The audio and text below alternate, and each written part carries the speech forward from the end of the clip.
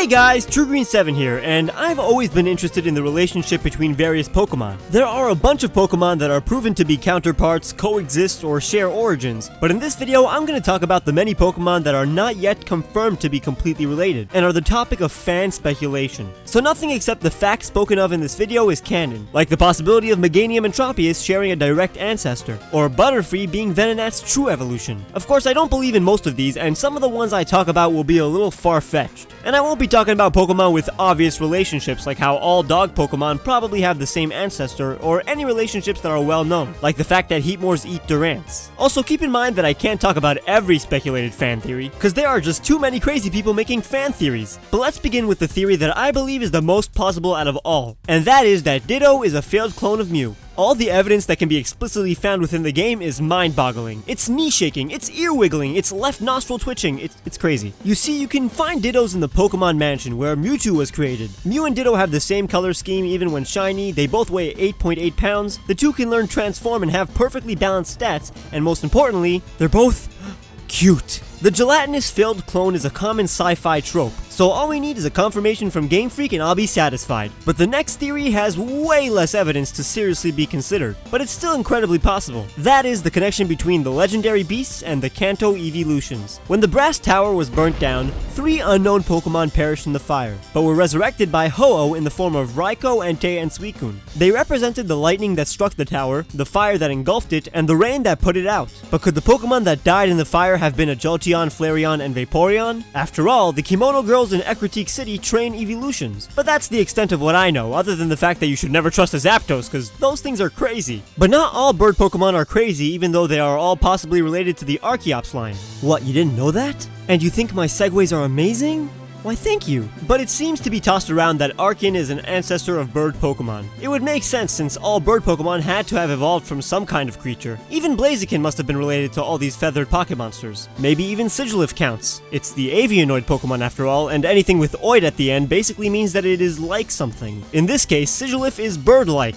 But based on appearance, Sigilyph could be connected to 2 other Pokemon, Xatu and Unknown. Sigilyph and Xatu are both Native American-inspired psychic flying types, and may share some kind of ancestry, other than Archean of course. But Sigilyph also has a resemblance to Unknown. They're also both weird, but that's not evidence or anything. Other than that and their psychic typing, not much is in common. After all, Sigilyph is actually useful.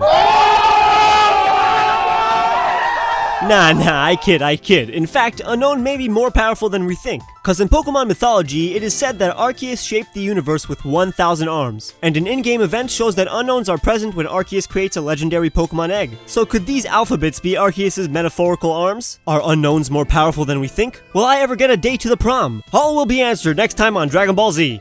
Or never. Considering Tauros and Miltank are both exclusively male and female respectively, people believe that these Pokemon are basically closely related counterparts. And if you can't tell which one is male and which one is female, then maybe biology isn't for you. One very possible relationship could be between the Clefable line and Gengar. Because of their similar design and silhouette, many believe that Gengar is Clefable's shadow. The fact that Clefable was normal until Generation 6 kind of fueled this theory, since normal and ghost have no effect on each other and you can't really punch your shadow and vice versa. I mean, if your shadows are punching you, then you got problems, buddy. Speaking of nightmares, both Munna and Drowsy are dream-eating tapirs, based on the Baku, which pretty much does the same thing that these two do. But why have 2 Pokemon based on the same yokai without any huge differences in concept and abilities? There are multiple dogs, moles, and birds, but they're all completely different from each other. Perhaps these 2 are astonishingly close on the dream-eating evolution tree. But Haunter can also eat your dreams, and even overshadow your body. Rumor has it that Voltorbs were first created when the Haunters from Lavender Town journeyed to the nearby power plant and entered the Pokeballs but became trapped inside those balls. And the fact that Voltorbs explode is a sign that these Haunters are trying to leave their vessels. Plus their eyes are exactly the same. Probably the most famous Pokemon theory is the one about Cubone being a baby Kangaskhan that wears the skull of its dead mother. I mean, it's certainly true that the skull is a dead mother, but is it a Kangaskhan?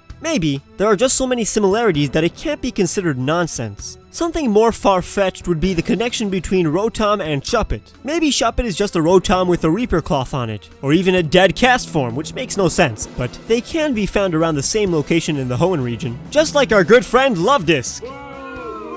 He stinks! What, you don't like Luvdisc? I think it's cute, and many people would have loved for a Lomomola to be its evolution. Cause seriously, this is exactly what an evolution of Luvdisc would have looked like. I'm not stretching it or anything, they're both friendly, heart-shaped pink fish. And whenever I see two fish that act and look the same, I think to myself, hey, I'm pretty hungry, I might as well eat these fish. You know, cacti are actually a delicacy in parts of the world, but I wouldn't really eat a cacnea, but maybe I would eat a maractus since its buds could possibly detach and grow back. Perhaps even maractus was intended to be a female-exclusive evolution of cacnea. Or not, but considering they're both cacti, they're definitely biologically related. Maybe by now you've heard people say that they think that originally Metapod was supposed to evolve into Venomoth, and Venonat was gonna evolve into Butterfree, cause it doesn't take a genius to notice how strikingly similar Venonat is to Butterfree, and how Caterpie looks like it would more naturally evolve into a Venomoth. But there are two factors that go against this notion. One, the caterpillars that Caterpie is based on become Butterfly, plus Caterpie and its evolutions were created after Venonat and Venomoth, and are even indexed right next to each other. So I'd say that myth is busted.